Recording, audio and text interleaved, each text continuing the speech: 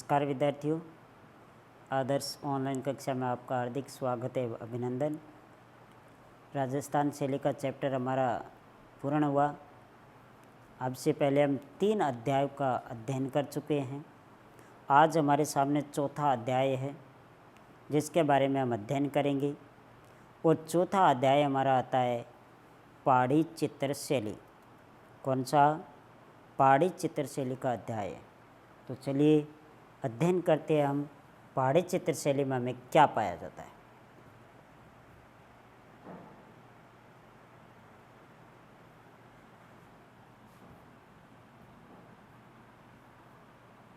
ये 4 नंबर अध्याय है। नाम है पहाड़ी चित्र कला। नाम से आपको पता चला होगा कि कहीं कोई पहाड़ी इलाकों में होगा या पहाड़ी रियासतों में होगा, इसलिए इसका नाम पहाड़ी चित्रकला पड़ा है। तो चलिए पहली बात अपने दिमाग में डाल लें कि हम क्या पढ़ रहे हैं। पहाड़ी चित्रकला का उद्भव और विकास पढ़ रहे हैं। सबसे पहले हमारा प्रश्न जो चलता है वो चित्रकला में यही है कि शैली का उद्भव और विकास। तो देखिए पहाड़ी कला का कैसे जन्म होता है। भारतीय चित्रकला परंपरा में पहाड़ी चित्रकला अपनी रसमय, सुरमय, भावात्मक प्रस्तुति के लिए अंडरलाइन करना विद्यार्थियों अपने बुक में, प्रस्तुति के लिए विशेष महत्वपूर्ण है। प्रश्न यह बनेगा, पहाड़ी चित्रकला क्यों प्रसिद्ध है? क्या जवाब देंगे? रसमय, सुरमय, भावात्मक प्रस्तुति के लिए पहाड़ी चित्रकला प्रसिद्ध मानी जाती है। इन कृतियों के अतिरिक्त आत्मिक सौंदर्य, आत्मा का सौंदर्य, देवीय अनुराग, देवी देवताओं का प्रेम के साथ चित्रित हुआ। यानी रसमय, सुरमय, भावात्मक प्रस्तुति के साथ साथ इन कृतियों में, चित्रों में आत्मिक सौंदर्य, आत्मा का सौंदर्य और दिव्य अनुराग, देवी देवताओं के प्रति हमारा प्रेम, चित्रकारों का प्रेम या उस समय के मानव का प्रेम चित्रित किया गया है। इसलिए पहाड़ी शैली प्रसिद्ध मानी जाती है। ऐसा हम पीछे शैलियाँ जो पढ़कर आए हैं उसमें नहीं था, इसमें था। इसीलिए पहाड़ी चित्रकला क्या है वो प्रसिद्ध मानी जाती है।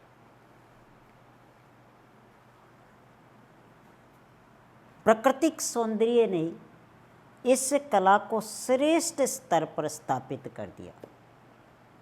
देखिए ये विशेषताएं हैं इसकी। दूसरा क्या? प्राकृतिक सौंदर्य ने, इसका प्राकृतिक जो स्वरूप है वो और भी विशिष्ट है। पहाड़ी इलाकों में इस कला को श्रेष्ठतम स्तर पर स्थापित कर दिया है। पहाड़ी सौंदर्य इस कला शैली की आत्मिक अभिव्यक्ति एवं अलंकारिकता ने भारतीय कला जगत में वैचारिक व सौंदर्य बोध को नवीन दिशा प्रदान की, एक नया आयाम दिया। पहाड़ी कला ने भारतीय कला को एक नया रास्ता प्रदान किया। तो आप समझे होंगे कि पहाड़ी चित्रकला क्यों भारत की कला में महत्वपूर्ण स्थान रखती। अपनी रसमय, सुरमय, भावात्मक प्रस्तुति, आत्मिक सौंदर्य, दिव्य अनुराग के लिए, साथ ही प्राकृतिक सौंदर्य ने तो इसमें 4 चांद लगा दिए। इसलिए पहाड़ी कला प्रसिद्ध मानी जाती है। नोट कर लेना विद्यार्थियों, जो मैंने बोला है वही नोट कर लेना इस पैराग्राफ में से, यही प्रश्न बनेगा। 20वीं शताब्दी के प्रारंभ में, अब देखिए बात आती है 20वीं शताब्दी के प्रारंभ में हिमाचल और पंजाब के बॉर्डर पर हम देखें तो पहाड़ी इलाका है, विंध्याचल की पर्वत श्रेणियाँ। हिमाचल एवं पंजाब क्षेत्र में एक उन्नत परंपरा, हिमाचल राज्य को आप जानते हैं, चित्रम परंपरा विद्यमान थी 20वीं शताब्दी की बात है। यही कोई 1900 सन 1900 से मान सकते हैं, 1901 से 20वीं प्रारंभ। एक कहाँ थी? हिमाचल और पंजाब। आपको पूछ ले कि पहाड़ी शैली की भौगोलिक स्थिति बताओ। नोट करना विद्यार्थियों, भौगोलिक स्थिति, भौगोलिक स्थिति नाम नोट कर लेना, परीक्षा में ऐसा ही प्रश्न आता है कि पहाड़ी शैली की भौगोलिक स्थिति बताओ। आप क्या कहेंगे? पंजाब व हिमाचल की सुरम्य घाटियों में एक उन्नत परंपरा में पाए गए चित्रों को ही पहाड़ी शैली कहते हैं। पुनः सुन लेना, ठीक है ना। जिसके उदाहरण इन क्षेत्रों में प्राप्त हुए हैं। प्रसिद्ध कला समीक्षक, कला के जानकार डॉक्टर आनंद कुमार स्वामी ने इसने राजस्थान शैली का भी विभाजन किया था। राजपूत पेंटिंग बुक में आनंद कुमार स्वामी ने इस चित्र शैली का वर्गीकरण करते हुए राजस्थान शैली का वर्गीकरण इसी ने किया था और पहाड़ी शैली का भी यही कर रहा है। जिन्हें बैसोली, कुल्लू, गुलेर, नूरपुर से प्राप्त चित्रों को अंगीकृत किया गया तथा जिनको दक्षिणी चित्रमाला कहा गया। आपके सामने प्रश्न होगा कि पहाड़ी चित्रकला का वर्गीकरण सर्वप्रथम किसने किया? तो आप क्या कहेंगे? डॉक्टर आनंद कुमार स्वामी ने, ठीक है ना। प्रश्न को ध्यान से सुनना। पहाड़ी कला का वर्गीकरण सर्वप्रथम किसने किया? आनंद कुमार स्वामी ने। आनंद कुमार स्वामी ने किन केंद्रों के रूप में किया? बसोली, कुल्लू, गुलेर, नूरपुर, जम्मू कश्मीर जो हमारे राज्य है, यहाँ पर ये प्राचीन रियासतें हुआ करती थी। हिमाचल की सुरम्य घाटियों में और पंजाब के बीच का जो ये क्षेत्र है, यहाँ पर ये प्राचीन रियासतें थी और यहाँ पर कला प्रेमी शासक रहते थे। इन केंद्रों को शामिल करते हुए यहाँ से पाए गए चित्रों को अंगीकृत यानी शामिल किया गया तथा जिनको दक्षिणी चित्रमाला कहा गया कि ये भारत के दक्षिणी भाग में, दक्षिणी चित्रकला। आपको यहाँ ये प्रश्न भी हो सकता है कि आनंद कुमार स्वामी ने पहाड़ी शैली में दक्षिणी चित्रमाला में कौन कौन से केंद्रों को शामिल किया? बसोली, कुल्लू, नूरपुर, गुलेर, याद रखना, ठीक है ना। श्री अजीत घोष नाम आया है। अजीत घोष ने बसोली तथा नूरपुर, कौन सी? बसोली तथा नूरपुर के आरंभिक चित्रों को 17वीं शताब्दी के माने अंडरलाइन करना विद्यार्थियों, कई बार प्रश्न आया है कि श्रीमान अजीत घोष ने बसोली शैली के चित्रों का समय क्या बताया? 17वीं शताब्दी। बसोली और नूरपुर दोनों के बुक में अंडरलाइन कर लेना। श्री जेसी फ्रेंच ने अपने अध्ययन में कहा कि चंबा और मंडी, चंबा मंडी सुकेत नामक स्थान से प्रारंभ आरंभिक चित्र बसोली शैली के हैं। जेसी फ्रेंच क्या कहता है?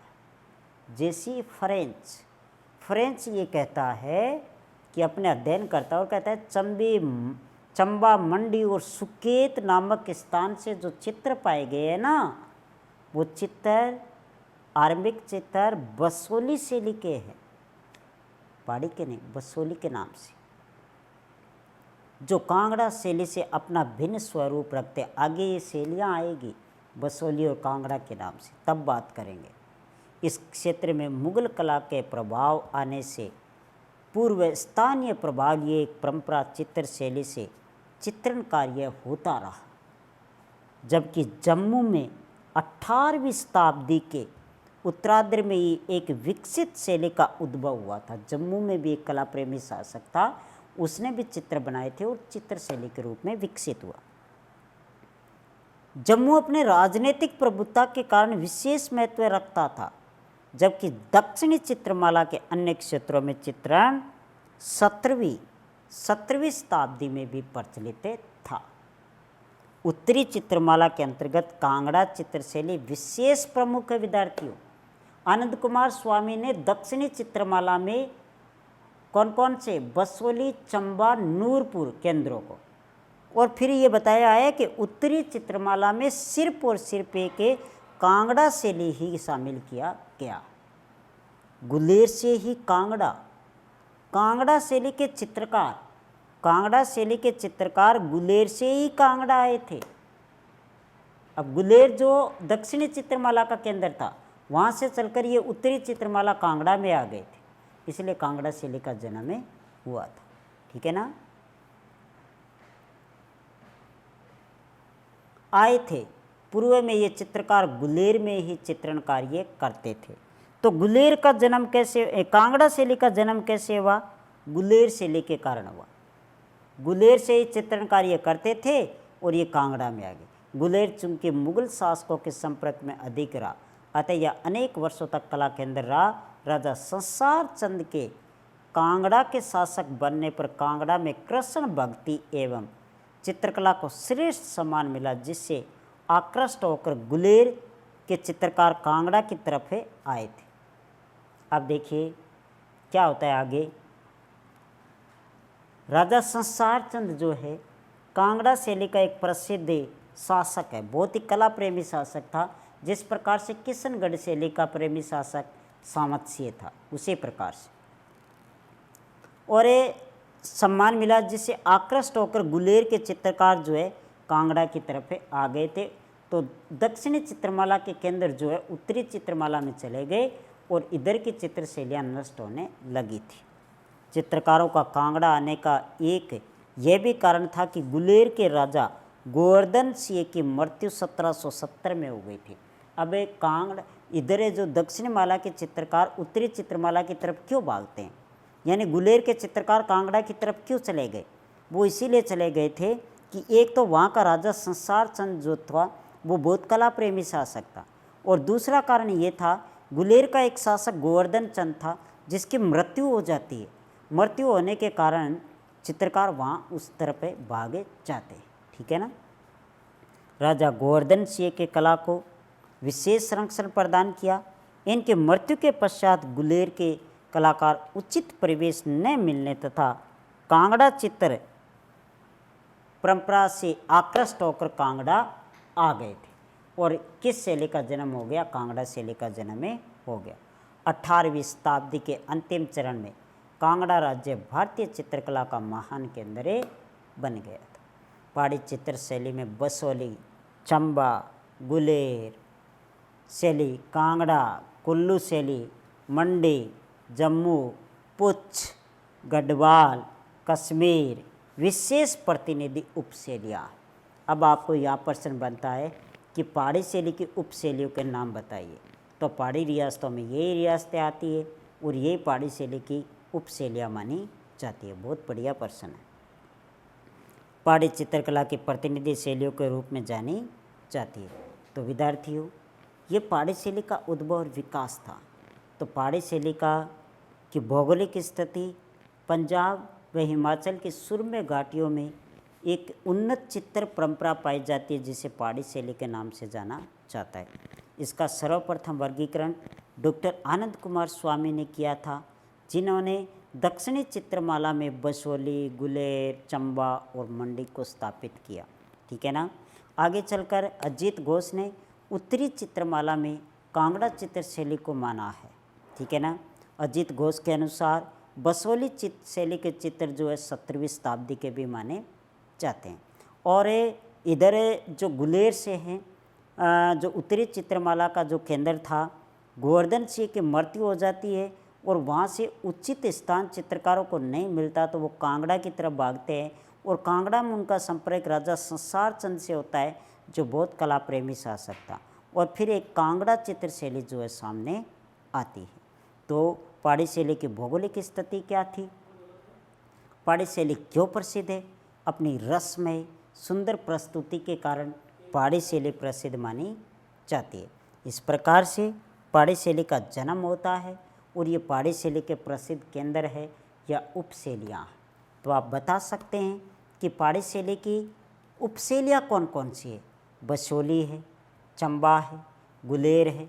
बसोली, चंबा, गुलेर, कांगड़ा, कुल्लू, मंडी, सुकेत, गढ़वाल, जम्मू कश्मीर, ये सारी पहाड़ी शैली की उपशैलियाँ मानी जाती है।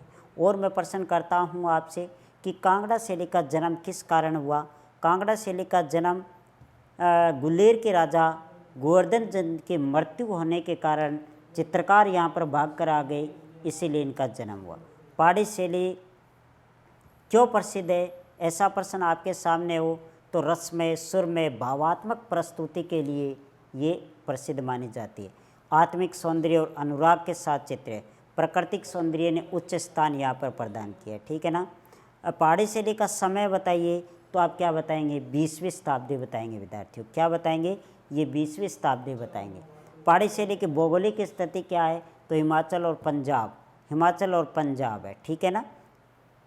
हाँ, और पहाड़ी शैली का सर्वप्रथम वर्गीकरण किसने किया? आनंद कुमार स्वामी ने इस शैली का वर्गीकरण किया। करते हुए इसने बसोली, कुल्लू, गुलेर, नूरपुर के चित्रों को इसमें शामिल किया है पहाड़ी शैली में, ठीक है ना, जिन्हें इन्होंने कह दिया कि दक्षिणी चित्रमाला की ये चित्र है, ठीक है ना।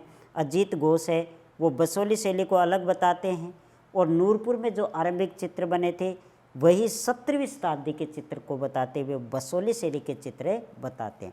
जैसे फ्रेंच इसका आगे अध्ययन करते हैं, और चंबा मंडी तथा सुकेत नामक स्थान से आरंभिक चित्रों को बसोली शैली के प्रसिद्ध चित्र बताते हैं, ठीक है ना।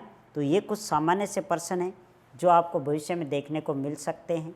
इनका आप पुनः अध्ययन करें, तब आपको समझ में अच्छी तरीके से आ जाएगा। अब हमने ये अंत में देखा कि पहाड़ी शैली की उपशैलियाँ कौन कौन सी है?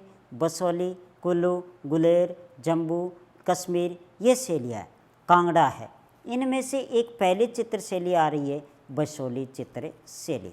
तो हम देखते हैं बसोली चित्र शैली का कैसे विकास होता है। तो चलिए, बसोली चित्र शैली वर्तमान में, आज की अगर हम बात करें तो वर्तमान में जम्मू राज्य, जम्मू को तो आप जानते ही होंगे, जम्मू राज्य के कठुआ नामक जिले के अंतर्गत आता है। वर्तमान में बसोली है क्या? जम्मू राज्य के कठुआ नामक जिले में बसोली नाम का एक कस्बा है। बसोली की भौगोलिक स्थिति बताओ, तो आप क्या कहेंगे? वर्तमान में जम्मू राज्य के कठुआ जिले में बसोली रावी नदी के तट के किनारे हुआ है, ठीक है ना। आज ये स्थान साधारण गांव है, पहले रियासत थी, आज तो एक गांव है के रूप में उपस्थित है, लेकिन अपने समृद्धशाली परंपराओं तथा जीवन शैली का परिचय वहाँ प्राप्त है। भगन प्राय, आज अगर हम जाके देखें तो वहाँ पर भगन प्राय खंडर सहज ही दे देते हैं। वहाँ के खंडरों को हम देखते हैं तो पता चलता है कि बसोली भी किसी समय में कोई रियासत रही होगी, या उसकी कला की हमें जानकारी वहाँ पर प्राप्त होती है, ठीक है ना। वैभवहीन राजप्रसाद तथा अट्टालिकाएँ, ऊंची ऊंची हवेलियाँ, वैभवहीन, आज कोई वैभव नहीं है, राजप्रसाद है वहाँ। अवशेष अपने गौरवशाली इतिहास को छुपाए बैठे हैं। उन राजप्रसादों, हवेलियों को जाकर आज हम देखते हैं तो अपने बलिदान को बड़े साइलेंट तरीके से, गौरवशाली तरीके से छुपाए हुए बैठे हैं। उस इतिहास को आप खोज सकते हैं वहाँ पर, ठीक है ना। प्राचीन काल में बसोली की राजधानी बालोर या बलपुर थी। ध्यान रखना विद्यार्थियों, प्राचीन समय में बसोली की राजधानी कौन सी थी? अंडरलाइन करना, बालोर या बलपुर थी, ठीक है ना। वर्तमान में बसोली से 18 किलोमीटर पश्चिम में है। वर्तमान में ये बालोर कहाँ पर है? तो बसोली से 18 किलोमीटर पश्चिम में बालोर है, जो कि बसोली शैली की राजधानी थी। 18वीं सदी से लेकर 11वीं सदी तक बलपुर स्वतंत्र रियासत थी। बसोली राज्य का संस्थापक भोगपाल था। विद्यार्थियों अंडरलाइन करना, बसोली राज्य के संस्थापक का नाम बताइए, तो भोगपाल बताएंगे आप, ठीक है ना। ऐतिहासिक दृष्टि से 16वीं शताब्दी तक बसोली राज्य का कोई प्रमुख घटनाक्रम नहीं रहा। 16वीं से सदी तक बसोली शैली का कोई घटनाक्रम नहीं था। ये छुपा रस्तम थी, सामने नहीं थी।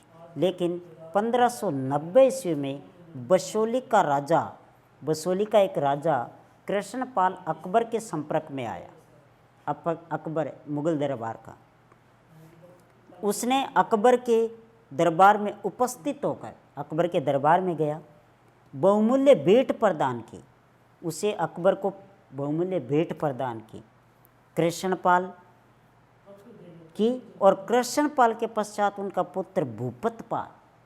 देखिए यहाँ पर भोगपाल आता है जो वर्तमान बसोली की स्थापना करता है, लेकिन 16वीं शताब्दी तक इसका कोई इतिहास सामने नहीं आता। फिर ये अकबर से मुलाकात करता है, उस वक्त ये सामने आता है, इसकी मृत्यु हो जाती है, फिर इसका भूपतपाल आता है, ठीक है ना।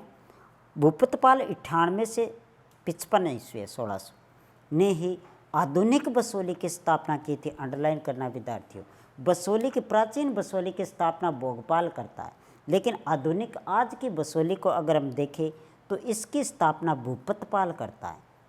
भोगपाल प्राचीन बसोली, वर्तमान बसोली भूपतपाल स्थापना करता है, ठीक है ना। तथा मुगल शासक शाहजहाँ के दरबार में उपस्थित हुआ। भूपतपाल, भोगपाल तो अकबर के दरबार में गया, लेकिन भूपतपाल जो है वो शाहजहाँ के दरबार में उपस्थित हुआ था, इसलिए ये प्रसिद्ध हो गया। आज हमारे प्रधानमंत्री नरेंद्र मोदी से एक सामान्य सा व्यक्ति भी मिलने जाता है तो वो संपूर्ण मीडिया में आता है या देश उसे देख सकता है। तो क्या वो व्यक्ति हमारे सामने आया कि नहीं आया?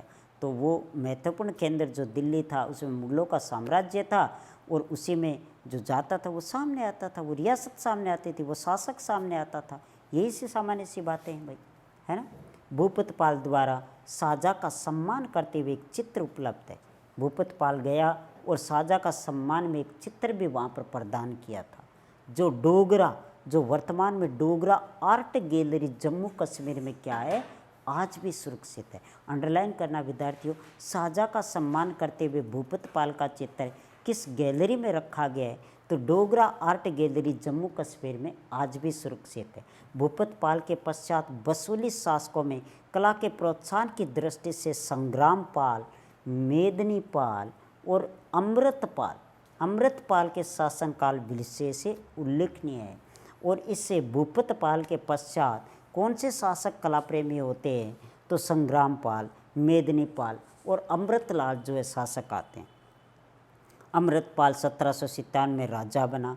इस काल में बसोली कला का प्रमुख केंद्र बन गया था, अब प्रमुख केंद्र हो गया है। बसोली में चित्रण कार्य राजा कल्याणमल तक अनवरत चलता रहा था। आगे एक अंतिम शासक आते हैं कल्याणमल, और वहाँ तक कला का कार्य जो है अनवरत चलता रहा है। कल्याणपाल 1845 ईस्वी में बाल अवस्था में ही बसोली का राजा बन गया था। 57 में कल्याणपाल की मृत्यु को प्राप्त हो गया था। कल्याणपाल के कोई संतान नहीं होने से बसोली राजवंश समाप्त हो गया था विद्यार्थियों। अब अंतिम शासक कल्याणपाल होता है। कल्याणपाल के प्रतिनिधि कोई होता नहीं है, कोई संतान नहीं होती है, इसीलिए वो मृत्यु को प्राप्त कर जाता है, और मृत्यु के बाद बसोली साम्राज्य या रियासत जो है संपूर्ण नष्ट हो जाती है। तो कहाँ से इसका उद्भव हुआ था, किन किन शासकों के समय में ये पनपी थी, कैसे ये चमकी थी और कहाँ पर ये नष्ट हो गई, इन सभी बातों का विचार आज आप ज़रूर करेंगे वीडियो को देखकर, और इन लाइनों को पुनः पढ़ेंगे। और अगली कक्षा में हम बसोली शैली का विस्तृत बातें करेंगे। तब तक के लिए नमस्कार।